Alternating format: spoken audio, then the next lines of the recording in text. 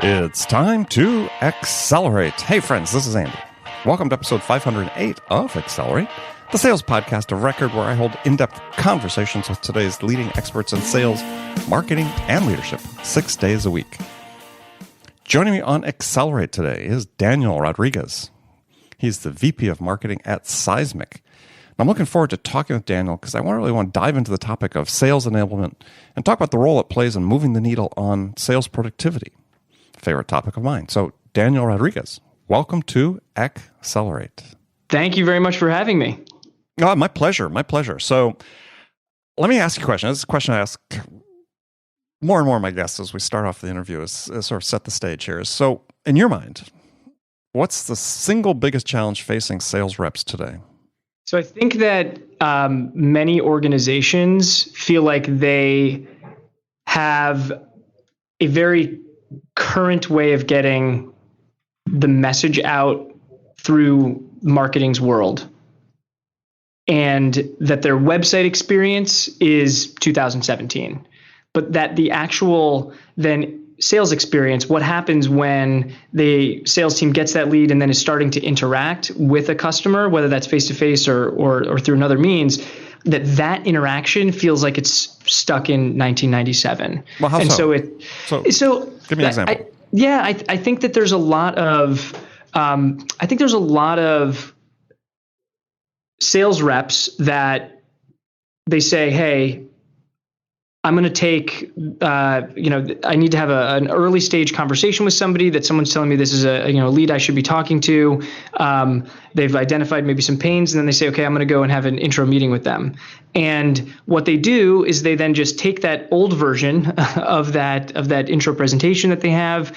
They might try to muck it up a little bit, give it the old college try. It may or may not be so old that it's even on brand anymore or on message anymore. It might not actually have any of the relevant information that had been collected in that qualification process through both marketing and maybe some of the inside sales efforts if you have that kind of setup.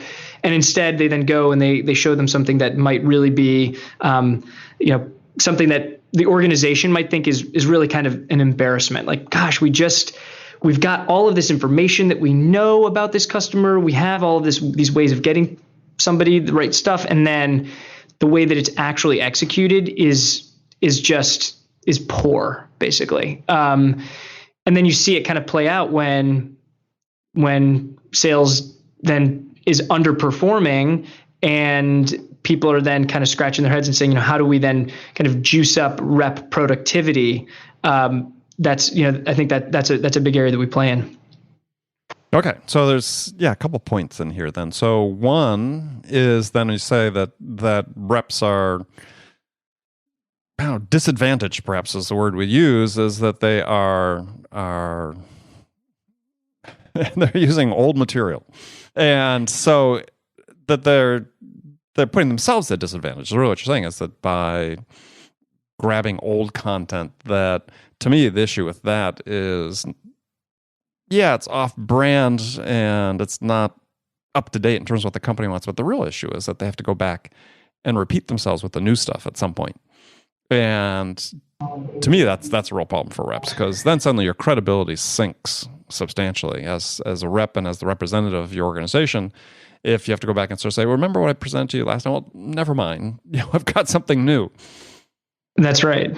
Yeah. And I think that reps probably sometimes feel like, hey, I know that the organization is trying to support me, but it's too difficult for me to kind of access what I need from them. I'm living in a kind of a mobile first world as a sales rep, maybe in my personal life, but then in my professional life, they're asking me to jump through hoops of fire to try to get access to the things that I need. And really, I just need it like either on my iPad or on my phone, or just like within the applications that I'm currently living, whether that's, you're asking me to live in Salesforce. I'm living in Salesforce, but then I don't have access to any of the right selling collateral within Salesforce, or I'm emailing people all the time. I'm living in Outlook.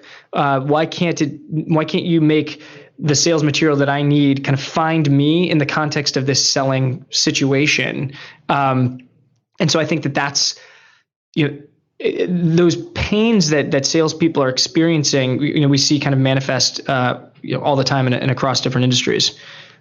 So what's the behavior there, though, that changes for reps? Because, I mean, really what you're describing is more of a systemic issue as opposed to an issue that the reps really can control.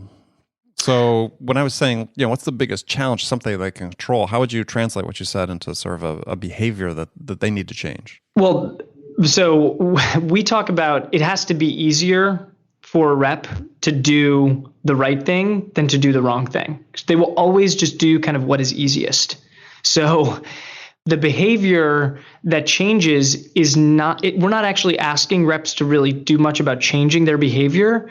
Instead, we think that the way that the organization supports them and then the technology that's used to support them conforms to their existing behavior. Really, it's really hard to make people change what they do. Where they go to then get some of the things that they need, that needs to be faster and easier to access than the old version of something on their desktop. All right. Well, here's more of a theoretical question, and we're covering all this before we jump into talking a little bit about Seismic. But you're talking about hard for reps to change what they do. But that is sort of the fundamental issue in sales, right? I mean, if we look at performance statistics about sales, and people listen to the show all the time know I bring this up quite a bit, is it doesn't paint the picture of a healthy profession. Close rates, conversion rates are pretty low. Forrester research saying close rates dropping sort of year after year, and the percentage close rates in B2B and so on. I mean, just sort of a handful of sort of loose statistics out there sort of don't paint something that's really encouraging. So, and we know that a large percentage of the sales team in any one organization is sort of middling performance. How do we change that, though? I mean, that's the thing you say. They're not changing, but at the same time, they're not really performing the way they should. So, isn't really one of the roles of technology to say, we're gonna make it easier for you to make a change to become better? That's right. No, and I mean, to be clear, one of the things that I've heard from our customers is say, the benefit that you end up getting from a platform like Seismic isn't to take if you're segmenting out your sales reps, kind of A, B, and C performers. It's not to take your A performers and improve what they're doing. They're A performers. They get it. They understand how to be on message. They understand what is the right stuff that they should be showing.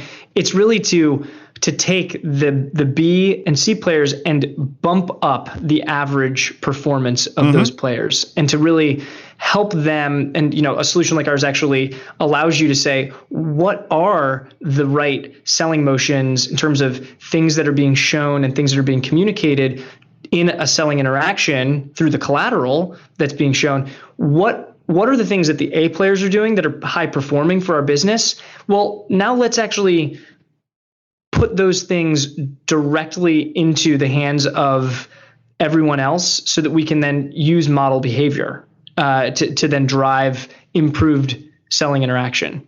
So let me ask you a question, because this is more general interest on my part, but triggered by what you just said is, and I understand that whole idea of we want to try to make in fact, I've written about it, that the fastest way to growth is to make your B players and C players more productive as opposed to investing more in your A players. But is the way to do that to make your A and B, you'd make your B and C players like the A players? See, because what I find is, and this is I think one of the conundrums we have in sales, is that we say, look, this is the behavior you want to model, but do it within the context of this process we have. But the thing is, the A players they're not playing by the same rules as the B and C players. Sometimes, so from an overall process perspective, sometimes modeling after the A player is the worst idea possible because they aren't doing some of the right things with CRM. They're not doing some of the right things with the way that they're communicating with their QBRs and stuff, and so they become prima donnas and a total pain in the butt for the organization, and then they get what they want because they've overperformed. So sure, but maybe part of that, and this is an interesting thing I wanted to explore, is and maybe I didn't necessarily wasn't planning on talking about it with you, but I mean we're talking about it here. I think it's worth a great topic is Yeah, they're not necessarily conforming to the process, and maybe they're a pain in the butt, but they're not always prima donnas. What they've found, though, is that they're saying, look, I had a little success doing this, and so which was, and this thing was outside the process, but it played to what my strengths were as an individual, then if I can do more of that and keep succeeding, there's sort of this open path, and as management, we sort of let them do that. But then we expect the guys and the people in the team who are the B's and C's, we expect them to be much more conformist with regard to our process. And instead of giving them perhaps more permission to experiment and play like the A players do.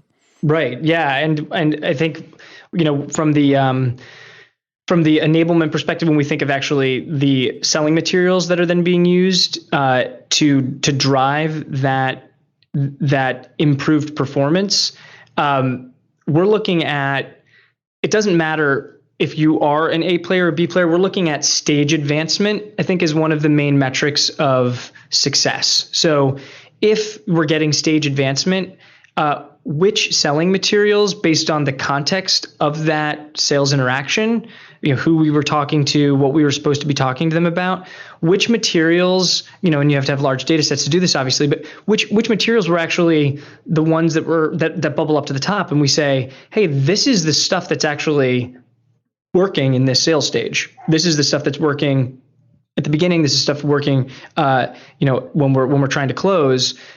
Regardless, again, of whether or not that is an A player or a B player, we want to then know what is the highest performing content, and then be able to suggest those assets to any of the sellers because we know it does well. Well, so let's explore that for a second. So how do you know it does well, right? Because if you look at it, an interaction, right? And maybe they're within a stage. There could be multiple interactions between the account exec or the sales rep and the buyer, or multiple entities within the buying organization. And yeah, we know that at some point during that stage, these three pieces of content were exposed to the buyer. But how do we know whether they were decisive? We just know they took place. This is sort of this bigger issue about how we use the data we get from sales. I mean, we can draw some correlation, perhaps, right? But what do we know about the real impact is, other than the fact that, hey, we've got a process, we expose the customer at this point to these pieces of content, and we find that we get stage advancement. Yeah, no, that's a great point. The tightness of that correlation coefficient becomes a real challenge, just because of the large number of moving parts of things that are happening. We generally like to think of it as it's kind of bumper bowling for sales and marketing, where within, say, that stage and that type of interaction, there are a couple of things that we know are a better idea than others, and that you should use these things because it will be helpful. But to then to say that if you use this piece of collateral as if that's the only thing that's actually driving stage advancement, then you're going to get stage advancement, would be naive for us to think. But we are thinking about it as, hey, well, sales is responsible for bowling the ball, rolling the actual ball down the lane. And, is there something that we can do with the help of marketing and setting up the system so that we feel like there are some parameters, there are some bumpers that say, hey, if you show something like this, that is off. That is going to be a disaster. That's a gutter ball type of thing that you're showing to somebody. It's the wrong product for the way that this person has come to us. You're showing the wrong case study based on the size of this customer, or the geography of this customer, or the pains of this customer. You should be showing these things because these are the better performing things. Yeah, and I get that. I think that I think that's a more useful metric, actually, at this point in time for a lot of reps, is to say, look, this is the bad stuff. This is stuff you don't want to show, because we can correlate that that's bad, right? That one we have greater certainty about the correlation than on the plus side. But yeah, I agree with 100%. As I think if you could draw boundaries around content to say, look, yeah, don't touch this. This is hazardous waste. Oh, absolutely. There's I think data from Serious Decisions that basically says, that content problem for sales is, we're getting a little feedback there. Sorry. is half of the problem is actually people can't find what they need. And then of the other half of the problem, it's that half of that content is not good. So how do you know? How do you know what's the stuff that's unfindable versus the stuff that's not good versus the right stuff? And I think much of the challenge is actually solved with just making sure that sales is not cluttered with the stuff that is not good, and that marketing knows the difference between what's not findable and what's actually not good. Well, right. And I think we talked about behavior change earlier. I think one of the behavior changes that has to sort of enter into this is, how do you convince sales that it is good? Right? I mean, it's one thing to say, yeah, we got the data and so on. But, one of the problems that Sirius or somebody of that ilk had done the study showing that within the last couple of years, saying that, reps are spending, I don't know, somewhere between like 20-30% of their time modifying content. And I was like, oh my God, right? Yeah. I mean, so total waste of their time. Total waste of their time. But yet there's this compulsion to want to do that. It's like this lack of trust, like somehow, well, marketing just doesn't really get it, right? Because, we're out there talking and, they've got this, these sets of, value propositions or whatever. And just based on here, and that's just not aligned with where the buyer is. So how do we, and this, I think in your service really and product really speaks to this. I mean, there's implicit in what you guys do, and then I'll let you talk about what you do, is this idea of aligning sales and marketing around a message. Yeah, it is, but it's good to kind of talk about this in a way at this kind of kind of philosophical abstraction between, like, marketing is looking to control this message and make sure that there's kind of overall message, but then of course there's the targeted message for that buyer and that interaction.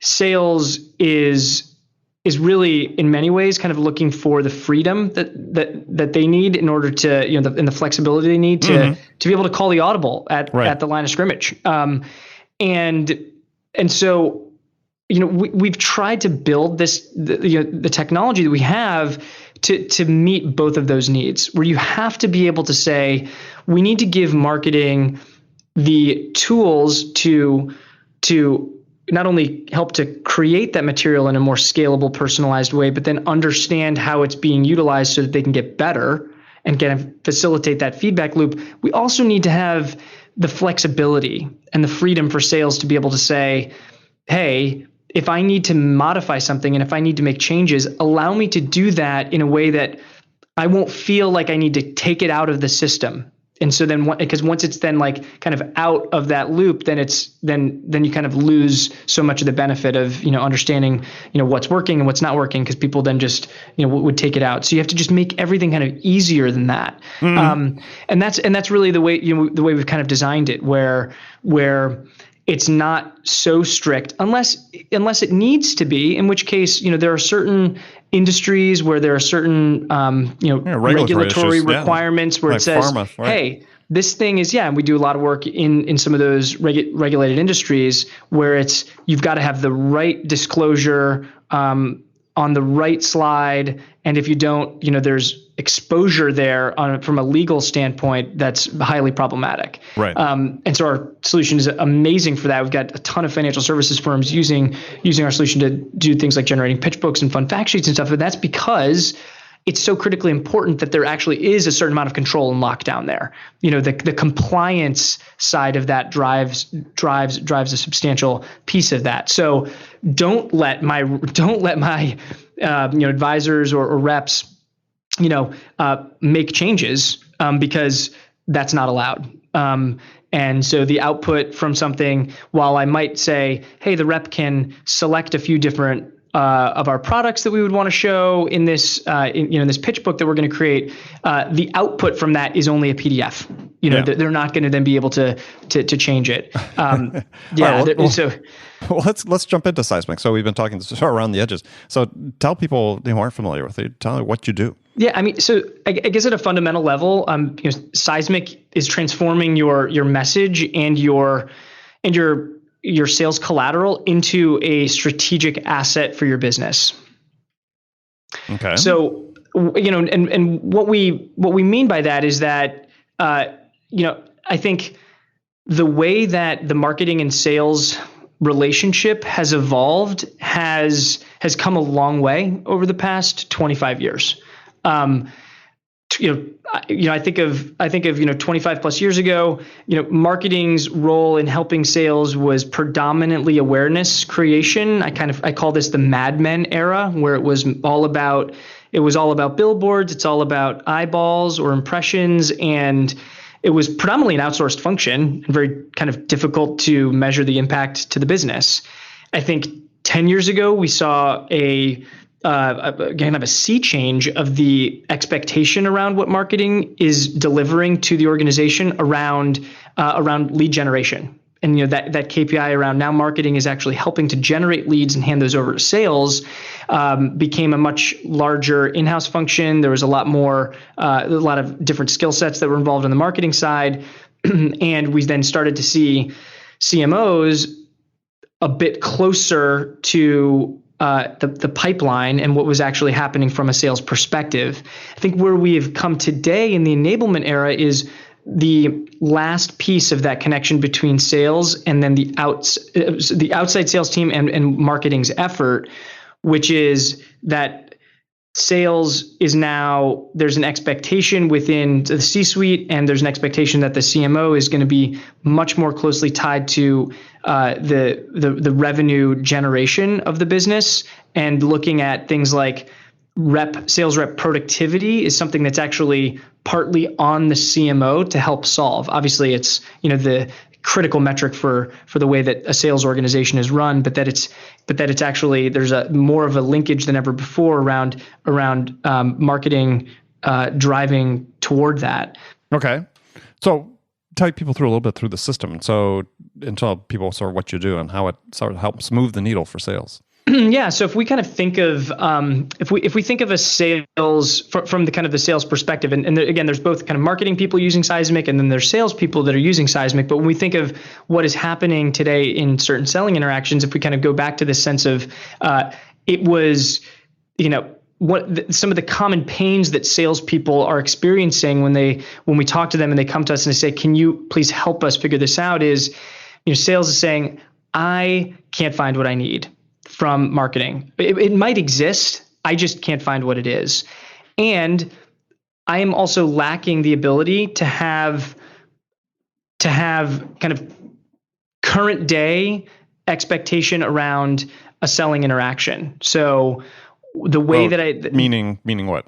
Meaning I feel like I should be able to interact with somebody in a much more kind of digital and mobile world as a sales rep.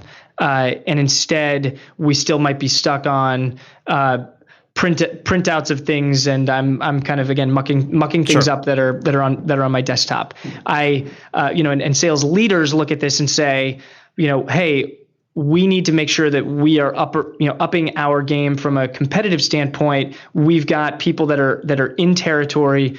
They should be using their iPads to conduct sales meetings. They should be using kind of screen sharing, for real-time interaction, and that they should be able to very quickly have a follow-up piece of collateral that would be hyper tailored to solving that person's needs, rather than what can currently happen is give it a couple weeks, I'll get back to you. That whole give it a couple weeks, I'll get back to you, and then you got to go back and try to find a way to pull some stuff together, and whether that's an ROI model or the right case studies, that stuff should happen real time, basically. And if it can, and when it does, that can shorten sales cycles, and that can also be its own competitive differentiator in that process. So that's what those are the things that then happen with Seismic. Those are the things that we then help to facilitate using our technology on the sales side. Yeah. So give us an example, because you alluded to it with the mobile connectivity,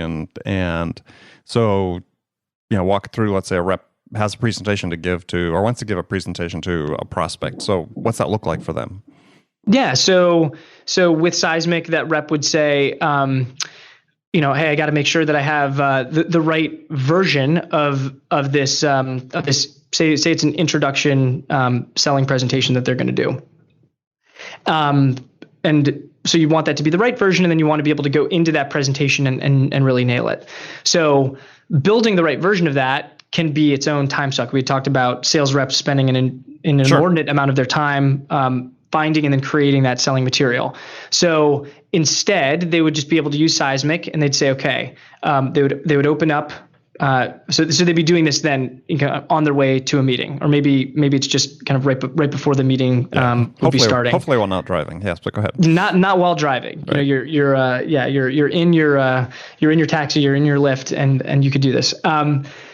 And so you're on your iPad, and then you'd open up the Seismic app, and then you would go in there, and it would say, you'd find the piece of selling material. So that's that intro presentation. So it'd be available kind of right when you open up Seismic. It would say intro presentation because that's something you frequently use.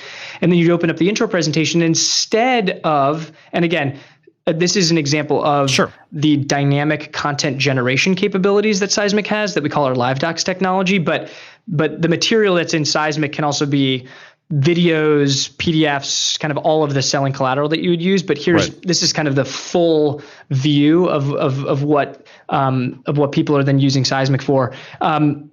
They would be able to say, I'm going to open up this presentation, and when I open it up, it actually will walk me through, as a sales rep, this wizard-like experience of being able to make certain selections about who I'm going to be talking to. Now, as a sales rep, I have CRM. Say I'm using Salesforce, which is a popular integration that we have with about 80% of our customers. Sure. So it already knows. So then I go and I say, I'm doing this intro presentation, and then it says, who are you going to be talking to? It gives me a drop down of some of my accounts. I would then select that because it knows that from CRM, and then it pulls in a bunch of relevant information from CRM, but kind of behind the scenes. So I'm not making any selections anymore. Some of that information from CRM, by the way, also may have been fed in from our marketing automation solution, and the way that lead was generated and information we know about it was then probably housed in CRM. So that information then all gets into the sales presentation. And what is some of that information? Like, for instance, who we're talking to, and then the context of what we're saying to them is now what we want to build around this presentation. So what we see some of our customers do is the relevant case study that you would then want to show to that person. That could be that can vary based on certain criteria about that customer, like the product that they were interested in, if you sell multiple different products, or the size of the company that they are, because maybe the way that you solve that problem is different for different sizes of companies. And maybe the geography, and maybe even the buyer persona that you are, who you're actually talking to. You would then want to give them a different version of that case study that kind of talks to their pain. And then you would also want to make sure. So case studies, that's a big thing that can vary in an intro presentation. Some of the messaging that you're giving, right? Like the pains that we solve as a company might vary based on, again, who your audience is. So being able to then just as a rep, just to be able to make a couple of selections saying, oh yeah, this account, this is the person I'm talking to. This is their role might already be known in our CRM so that it's already there. And then I just say, so can you build me the presentation? And then Seismic takes about 5 seconds and builds that presentation.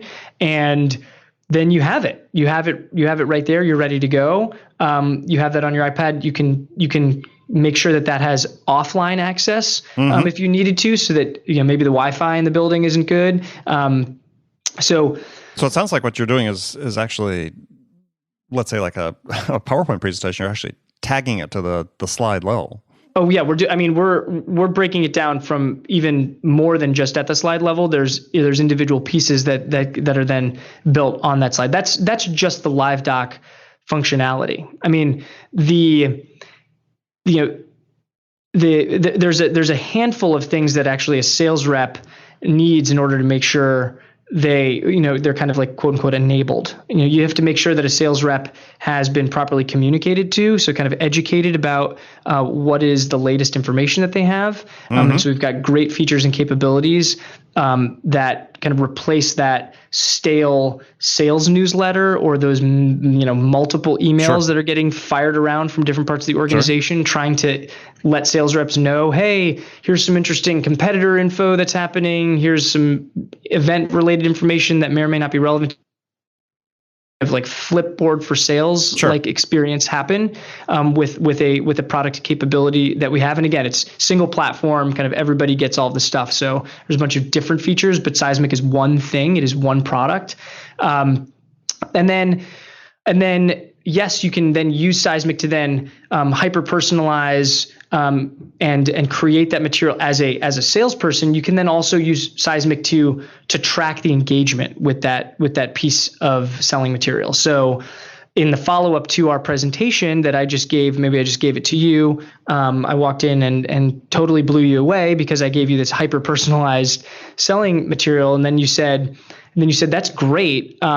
Would you be able to send me a couple of other things that I would find interesting? And I'd say, sure. So I'd be walking out of that meeting. I'd find those couple of additional assets really quickly that would be easy again to find. I would send them along to you, but I wouldn't just email them to you as just a plain old attachment. I would live send them to you, which is the ability to, for me as a sales rep, and then you could also roll this up to the larger organization, can then see on my side, how is that material being interacted with? Sure. So that is profoundly impactful for a salesperson. So salespeople love this capability, and they love it because they get notified right away when you open that thing, and then they get to see how much time you spent on each individual page of what I had sent you. Right. And so I pick up the phone as a sales rep and I say, hey, this might sound a little bit creepy, but I know you were just looking at this stuff. And then you might say, wow, that is creepy, but also this is super helpful because I'm now engaged with you and your materials. And the fact that you just called me up and said, I saw that you didn't get to slide 6, but on slide 6, we kind of had some of our follow-up material. Is there something I can kind of dive into a little more deeply with that? And now we're having a really productive sales conversation. What we eliminate there is the very annoying salesperson follow-up.